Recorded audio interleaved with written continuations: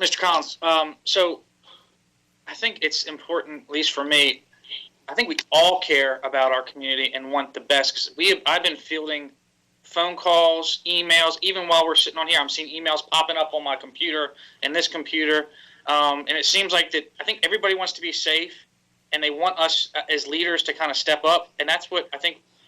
For me personally, I'm looking at all the data and the facts and everything that the professionals in this county. That's why, we had boots on the ground. We had the sheriff here. We had the Department of Emergency Services, our EMTs. We had the hospital here. All these folks to kind of give us the data, what exactly the data says, and then you add in the part of the personal stories you're hearing from folks, and you want to do the right thing. That's what I want to do. I'm just relying on the data and the science. So I think from what Mr. Adams, from what you said, if we do nothing today, the governor's order goes into effect anyway tomorrow, correct? It would go into full effect at 5 p.m. tomorrow evening. So for anything to change, we would have to vote to enforce to stay stricter, correct? So essentially the motion on the floor would do what the governor would go into effect tomorrow anyway, correct? That's correct. The motion on the floor was to open Charles County in accordance with or to reopen business in Charles County in accordance with the governor's offer, the governor's executive order, basically to implement the governor's executive order with no further modifications or restrictions. And I'll be honest, I'm relying on, I'm not a doctor. I'm not an EMT. I'm relying on the doctor that's telling me that we're ready to open up. I'm relying on the sheriff, the DES, the hospital saying they're ready. And to me, with all of this,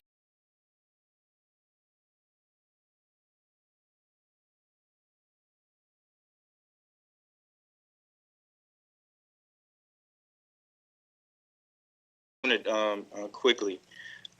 I think this process, it was exactly the right thing to do, because I think the citizens needed to hear,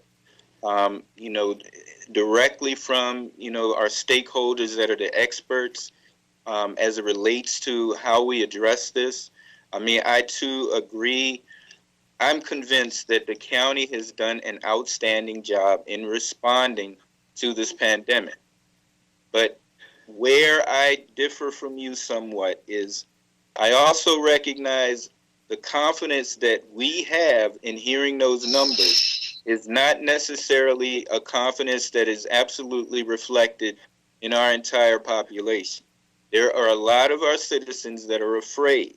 There are a lot of our citizens that I believe, would benefit from continued dialogue. And for me, more than any other thing, to ensure that we continue to work directly with our neighbors in the north, Prince George's County.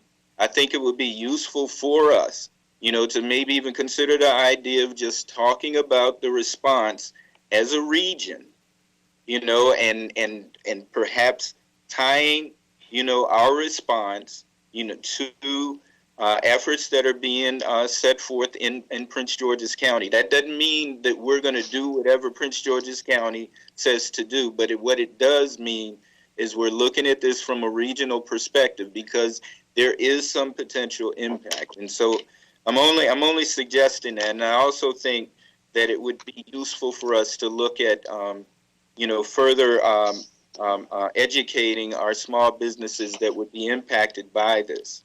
To move forward, because I agree with the idea of moving forward, but you're hearing me speak to the fears that are being raised by many of our residents.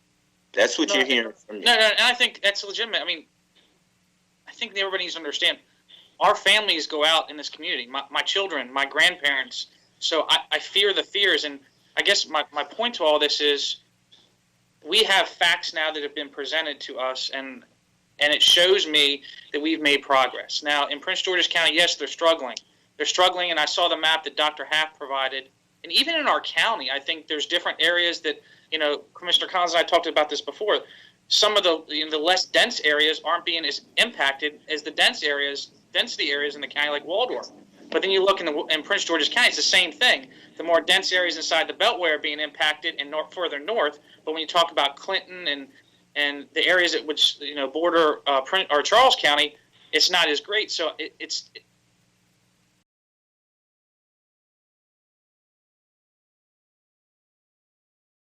they're fearful, they're anxious, they're concerned. I feel that a 2-day notice to open up a county without any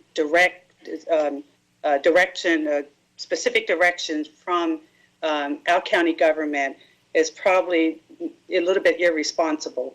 I think we need to educate, right? Educate as much. We need to advertise. We need to put something out there that's going to educate our business community. We need to make sure that we are telling them that testing is going to be available. A lot of testing is going to be available.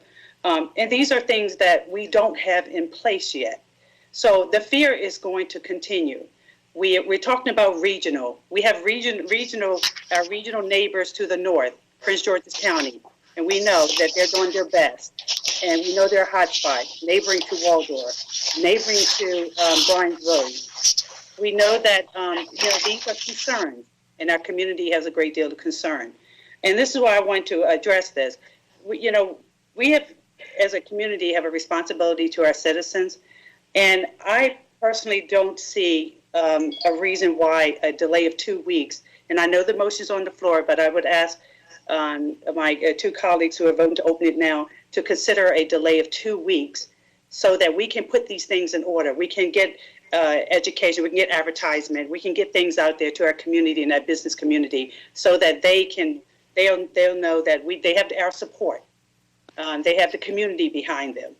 But this would be my request because the impact is real, and the impact is fierce and great.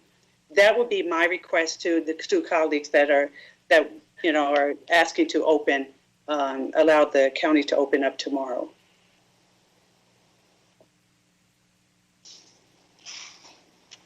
So Commissioner Rucci, that would be Commissioner Coates is asking for a friendly amendment to your motion. I still have a motion on the floor. I want to vote, and then we go on to that. Okay. All right.